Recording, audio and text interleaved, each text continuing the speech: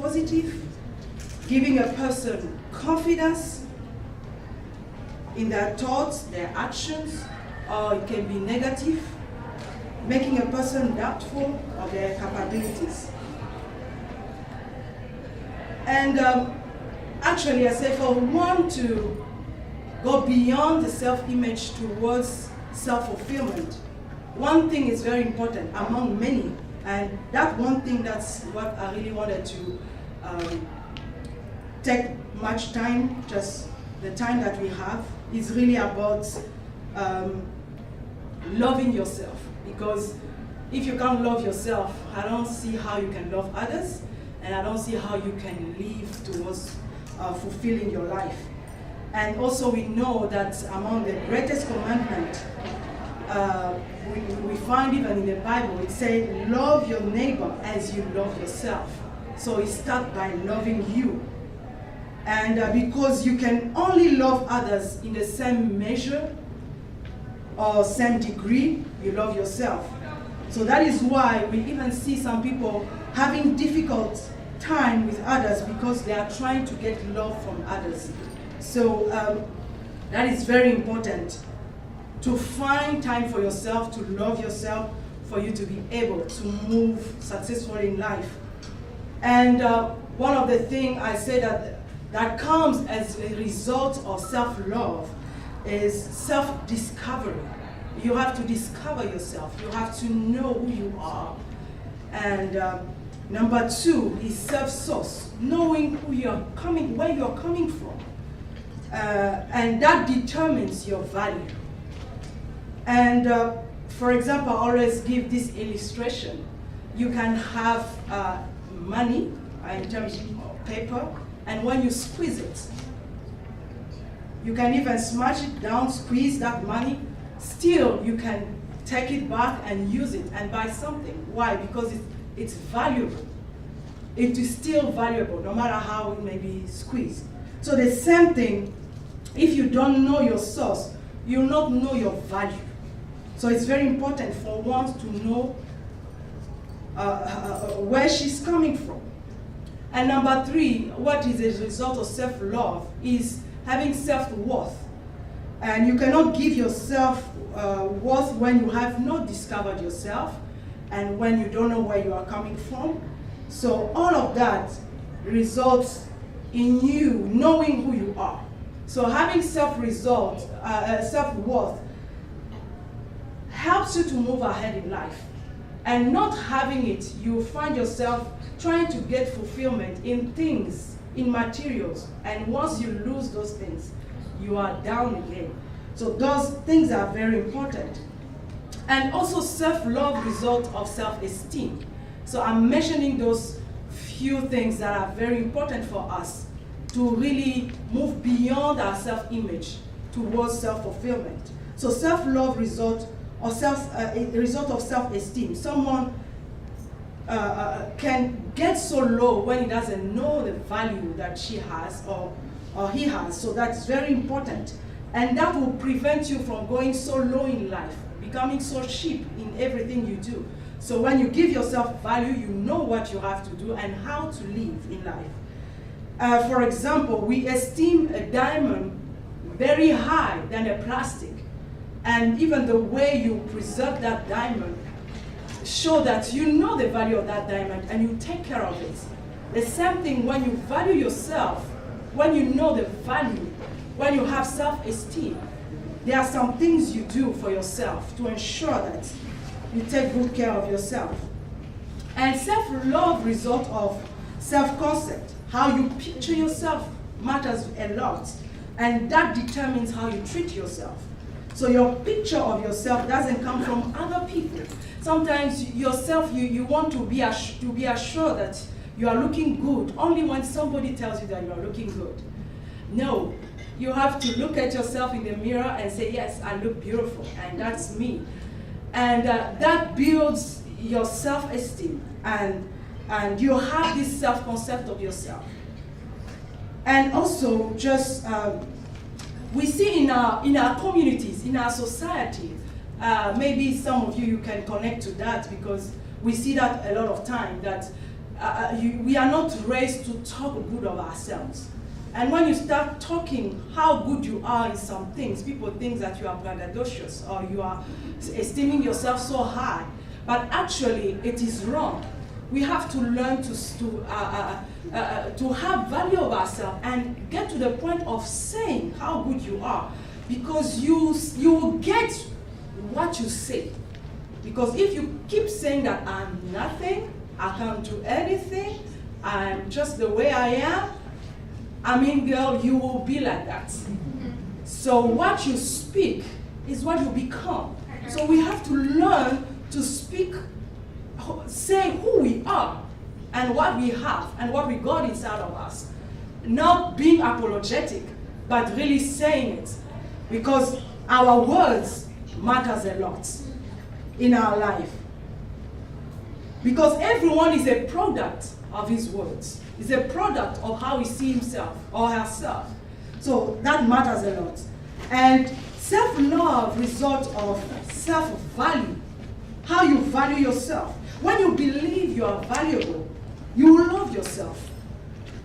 And that will determine how much impact you make in other people's life.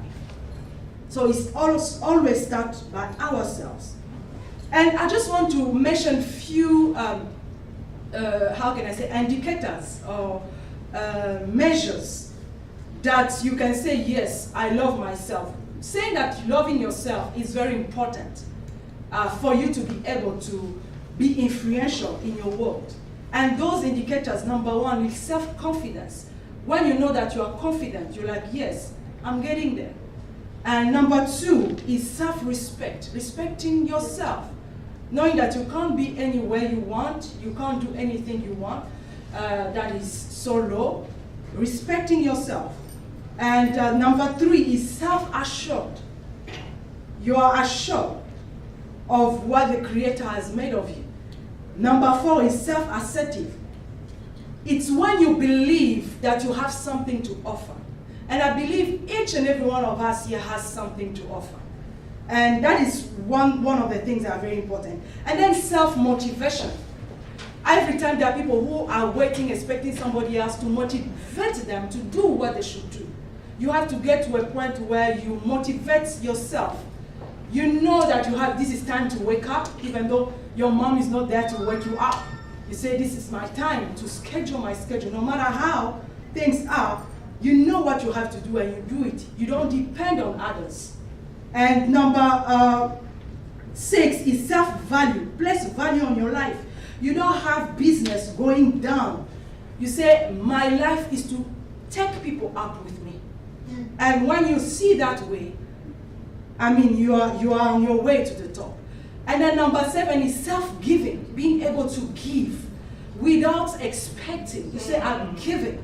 I have to give. And there are people who say, I'm giving, manipulating to receive. No. When you get to that level of self-giving, and those are one of those measures. So giving without expecting something back, that is very important.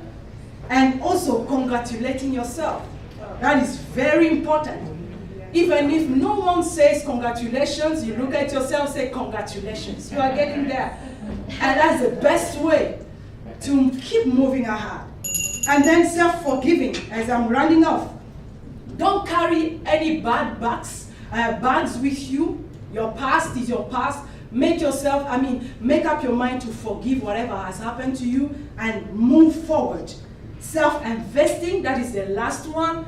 Learn to invest in your life, because anything that is valuable, you will do anything. Like I said, that diamond, you can even pay for a security guard to keep that diamond there in that store. So when you self-value yourself, you pay anything to invest. So I encourage each and everyone to invest in us, because we have potential right inside of us. As we invest, you bring out that gold that is inside of you. Thank you very much.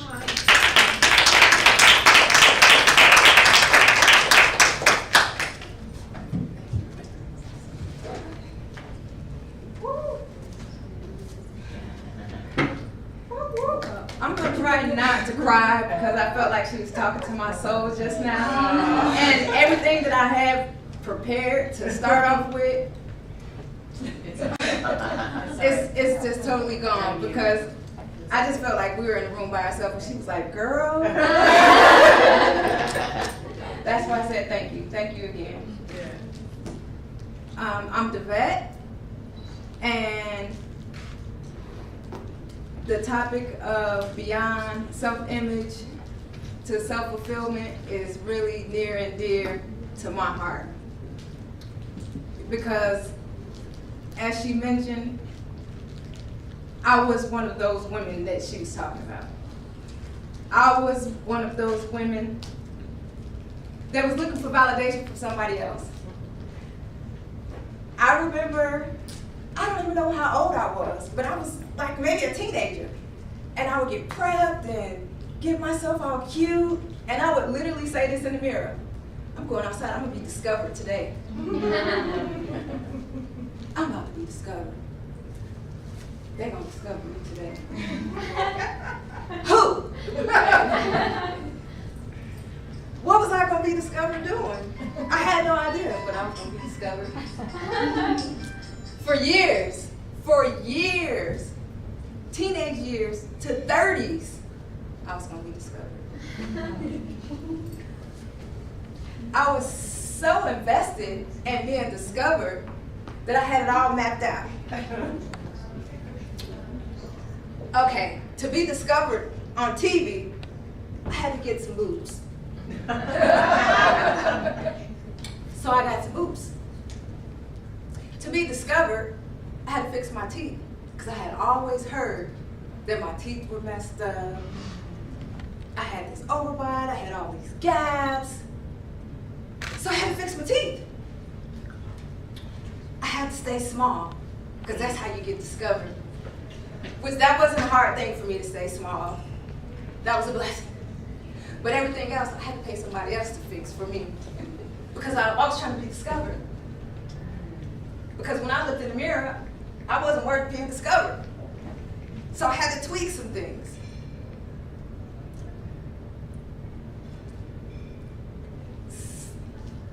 The braces were the last thing that I got done. I had them removed in 2015. At that same time, I was going to college to get a college degree because that was going to help me. I finally figured out if I had this paper, maybe that would help me get discovered. August of 2016. Well, let me backtrack. In June of 2016, I took a flight for my birthday to visit some family and my best friends. And immediately when I got off the plane, I had stomach pains. And I'm a vegan, so I'm like, okay, I have to eat. It was a long flight, I need to eat. Give me some salad. You know, where's the salad spot at? I got some food, and the pain, it never went away. But I didn't tell anybody because I was out of town, and I was supposed to have fun with my best friend and my family. So I held on to it until I got back home. When I got home, the pain never went away. So I went to the doctor, and she proceeded to give me what I thought was a pap smear, but it wasn't. But when I got off the table, I couldn't really walk. I was in so much pain. So she sent me to get an ultrasound because she said, oh, you probably have fibroid tumors. And I'm like, oh, I heard all about fibroid tumors. That's nothing. Take them out, do what you gotta do, because I got some stuff to do. Get the phone call. Looks like you got a tumor in your liver. So we're gonna send you to a specialist so we can see what they can do for you. I go to the specialist and he's like, oh, we just need to run one more test to see if it's a solid mass or if it's fluid and we can take it. Don't worry, don't panic. Then I get a call after I get that test done It's a solid mass, and it's not in your liver, it's in your kidney. And we have to remove it because it's big. This was in a month's span. So they offered a biopsy, but I said no, because if you have anything in your kidney, they're gonna remove the kidney anyways. So I said, just take it out. I try to look at the positive side. My teeth are fixed, I got my boobs. I'm about to graduate with my bachelor's degree. I've been working on this for years. My kids are older. One's out of high school, one's about to graduate out of high school right now. I got one more getting ready to get out. Like, this is my time to get discovered, you hear me? Take this out, because I got one more. Let's go. They took it out. A week later, I get a phone call. It was a cancerous tumor. I instantly hit rock bottom.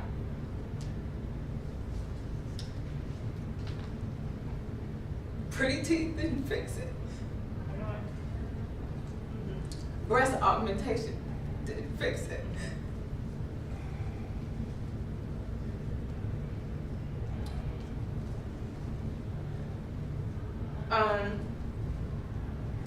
I got really depressed. My oldest child even had to save my life because I had a plan to take my life. And right before I did it, a little voice in my head told me, get help.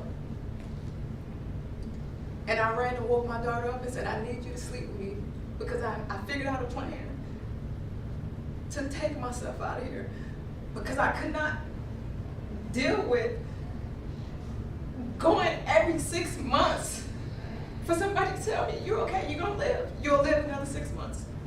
Go home, you'll be okay. See you in 6 months. When I woke up that next day, I woke up in ninja fight mode. Yeah. I said, if cancer want me, you don't have to come find me. There you go. So let me research everything I need, but I need to do it naturally, because I need to teach everybody else how to do this too. Because I need to figure out how the average person can do it, so we can all do it. So I researched, first thing I did was I researched how to heal yourself from cancer naturally. Oh, my doctor reassured me. The one thing he did tell me, you're cancer free, it's in a bucket. Don't get your staples wet. So I had to figure the rest out.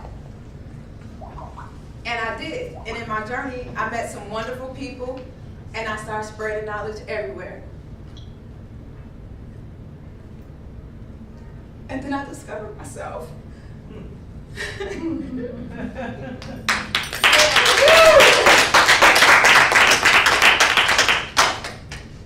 I didn't plan to discover myself, y'all.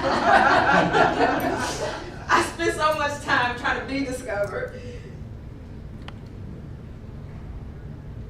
But I feel so fulfilled. Yes. And I know it's only because I discovered myself. It's the reason why I'm here today. Yes.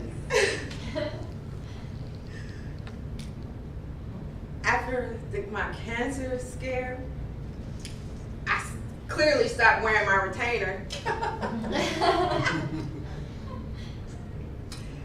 Can you all believe that during my self-discovery stage that I took 3 years of acting classes, and every time I went to this acting coach, she never called me by my name.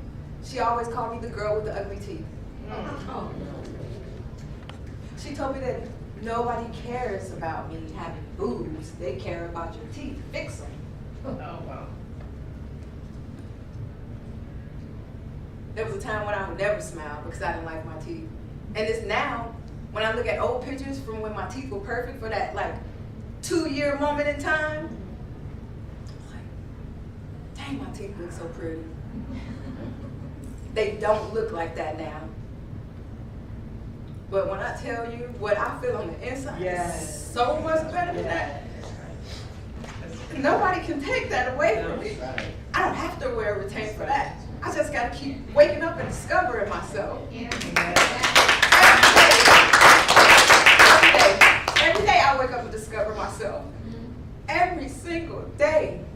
every day. I have raised 3 adult kids. 3. And I'm still discovering myself every day. As you should. Every day. Every day. And it's so amazing because I was so dependent on somebody else discovering me to tell me that I was worthy. Yeah. To tell me that I was worthy. I've been on my health and wellness journey since 2016, and I figured it out. Every single thing that we do is connected to our health and wellness. Every single thing that we do is connected to our happiness. Every single thing that we do is connected. It's a puzzle, and you cannot leave one piece out. I was walking around for years with one piece to the puzzle. One piece. It feels so good to be whole now. So what I want to tell you all, I'm sure there's other people on their journey. I can't be the only one on their journey in here. Raise your hand if you're on your health and wellness journey. Raise your hand if you're willing to do whatever it takes to discover yourself. Amen. Thank you. Me too. I just want to ask you all one thing. I float through the halls. Don't let me float through the hall past you. If you see me and I've touched you, Yeah. stop me. Yeah. Because I want to share my journey with you. That's good. And I want to be a part of your journey. If you let me. Right. But I can only do that if you stop me in the hall. Because I float. I just float.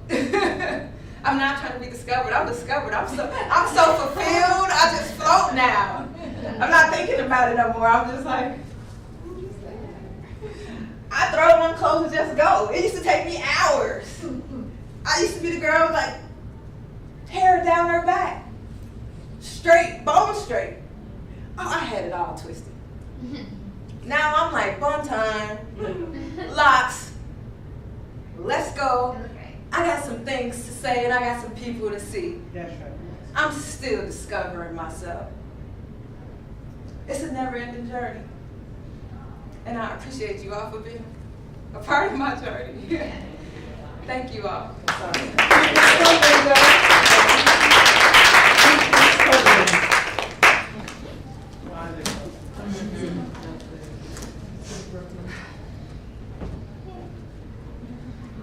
Well, that wasn't fair. You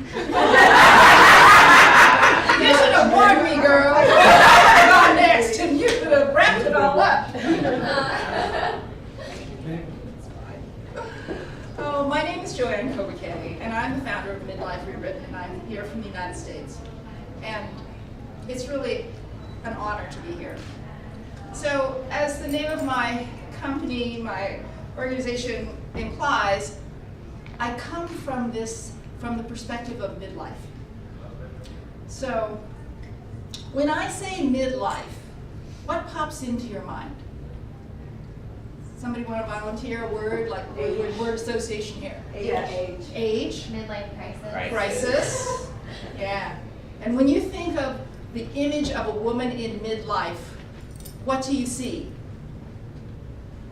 Struggle. Yeah. And I'm trying to discover. Yeah, because, by the time we get to midlife, we've got a few miles on us. Yeah. And we don't look like the new car that comes right off the showroom floor. And when we look in the mirror, sometimes we're not so happy what we see.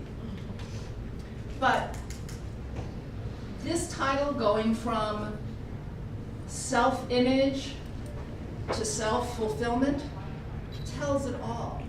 Because when we're focused on our self-image, just like Yvette was saying, when we're thinking that we're going to be discovered and we've got to have it all looking good, we're focused on the wrong thing. And we're not going to be happy. Society and the media will not let us be happy because they've got products to sell. Right. They've got creams and lotions and clothes and undergarments and everything else to bring you back to your former beauty. And we buy into all of that. No matter what country you live in, there's that standard of beauty that we all try to reach. And as long as we're doing that, we're going to be unhappy, because short of, totally remaking yourself to look like Barbie, and I guess there are some women who've tried to do that, it's not going to work. So in order to be self-fulfilled, you've got to figure it out, just like Yvette. And like you were saying as well, you've got to realize that it's not in the package, not in the outside of the package, it's what's inside the package. And I think women, when they get to midlife, they kind of think, well, okay, so the bloom is off the rose. I don't have that anymore to give. So what do I have to give? And they forget about the value of all the years of experience and wisdom that they've garnered over the course of time. They give no value to that. And that's a shame, because that is really the measure of your value. The experiences that you have, the knowledge that you've gained, the trust that you have in yourself and your intuition, that's what you bring to the table. And I think that one of the more difficult things is that women are not encouraged to explore those things. We are, it used to be the idea of the crone or the sage was a very revered position to have in your community, because they recognized that you had all of this knowledge and experience, and they would come to you for advice and counsel. And now, those terms, you'd probably slap somebody if they said that to you, because they no longer carry value. And that's really a shame. So one of the things that I work with women that come to me is to help them realize, and that's what I want all of us to do, to be able to realize that what you have inside is valuable. And you have to give yourself permission to see that and to recognize it. And you have to be willing to share it, and because you know it's valuable. And I think that's, a very important piece. What comes to mind, though, when we start thinking about, okay, how am I going to carry myself? What am I going to give to the world? That little voice in your brain starts going, oh, honey, you got nothing. What are you thinking? You're older, you've got those wrinkles, you look in the mirror and it's like, oh my gosh, you've been through the ringer like you've been hit by a bus. So what are you talking about? Have something to give. Do you know that little voice? That little voice is your biggest enemy. And unfortunately, that little voice is augmented by the stories that we hear, the media that we see, all the magazine articles and television stories about how once you're at that midpoint, you're over the hump and you got nothing. So that's the biggest thing that you can do in order to feel that you have value and worth, is you've got to get that voice in your head to stop talking to you. And what I tell my clients is, figure out what that personality is for your voice, because every person's voice is a little different. It can be bossy Betty, or whiny Wanda, or sarcastic Susie. Whatever that is, choose a name for her. And, the next time she pops up and she gets her little megaphone out and she says, okay, I'm ready. You're like, no, Susie. You go over there. It's easier to have a little perspective when you can kind of make light and make fun, because otherwise you internalize what you hear and it becomes a part of you, and then you're stuck. So that's an important thing, to be able to do that. The next thing is, you've got to learn to question what she says to you. Because, you know, one of the terrible things about humans is that we focus on the negative. I think way back when, you know, when our ancestors were getting chased by all the big, huge animals, we had to focus on the negative. Because if we didn't, we'd be somebody's dinner. But that's different now. So we have to teach ourselves not to immediately go to the darkest place and to think about what's the worst thing that's going to happen. We have to train ourselves to say, you know, there's a small possibility that if I do this, I'll fall on my face, the news media will happen to be there when I do that, and so everybody in the world is going to know that I failed in this little endeavor. But the odds are, no. The odds are that really very few people are going to notice. We're just not that important. And so once you take the sensationalism away from those ideas, it makes them easier to deal with. And you're more willing to take that little chance. And taking that chance is what it's all about. We can talk all we want, and we can think about ideas all we want, but until we actually go out and do it, then nothing really is going to happen. And the biggest thing that keeps us from doing it is our fear that we're going to fail. You could call it all kinds of things, but that's really what it is underneath. And it's really a shame that the word fail or failure has such a bum rap.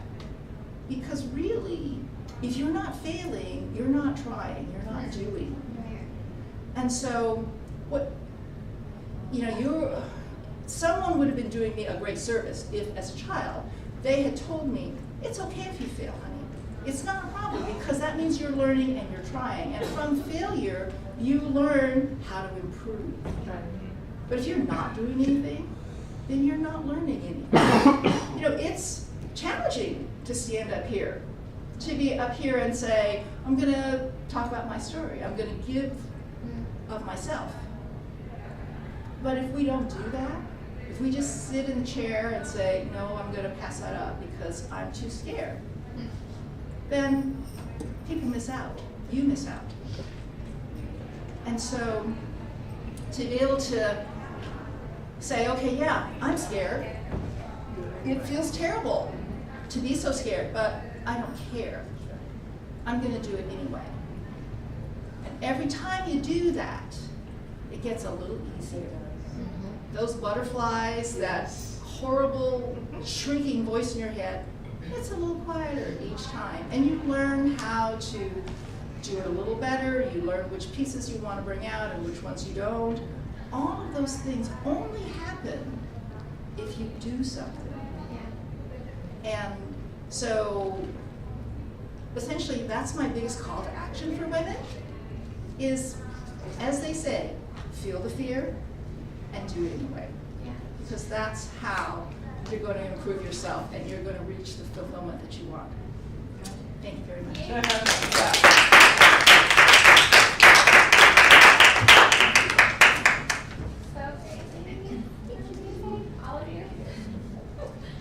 Does anybody have any questions?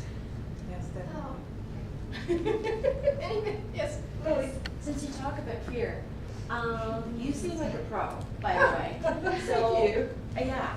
So at this point, if you don't mind sharing, what would be a fear of yours? I have the same fears everyone has. I have the fear of getting up there and all of a sudden my mind goes blank and my mouth goes blah, blah, blah. It's really, there's no magic to it.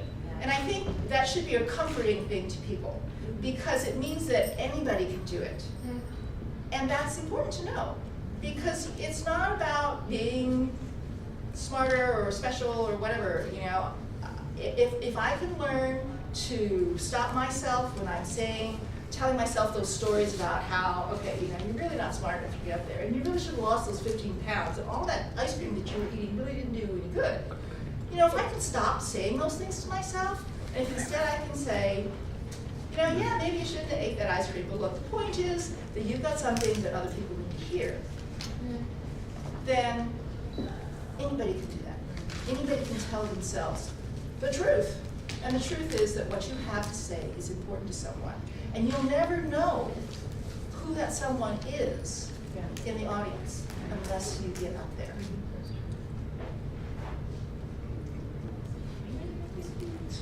Thank you. You all did amazing. Very good. Yes. And She's continue like, "Talk about the part." and continue to share your story. Yeah. Continue to share your story. Thank you so much. I met your cousin this morning, and so I always say I believe in divine connections and the reason why we connect. So I just also been sharing my personal story during this conference as well. So it's confirmation for me to be in this room, so you have pushed me as far as you know, it's in yours. Thank you for sharing that with me. You're welcome. That's awesome. So do you work a lot with cancer patients now? Yes. From all over, or? Pretty much, in my hometown and where I live now, in Atlanta area, yeah. I have a Facebook group, and I'll be passing out little postcards. Y'all What's the make name of your it? Facebook group? Healthy Vibes.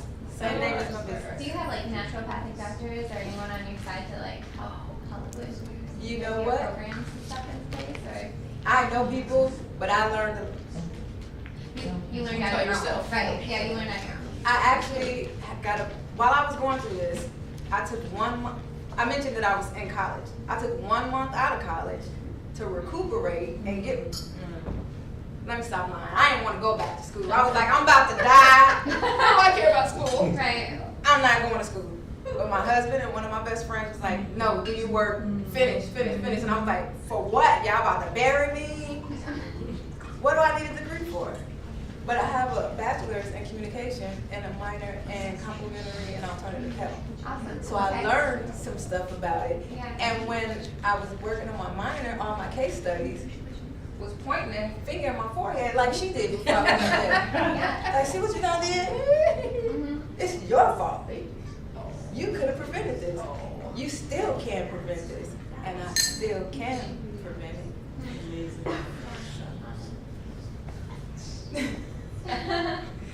Yeah, thank you. Yeah, thanks. Thank for you. being here. Okay, pictures, we need pictures. And let me get this card.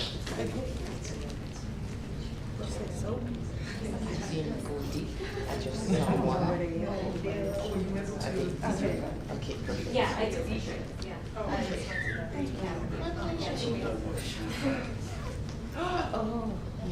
Yeah, go take pictures first. Let's have my photo pictures. Will you guys stand in front of this? Oh, yeah, that's much better. Let me take some pictures. Yeah. Okay, you can mute them. Yeah.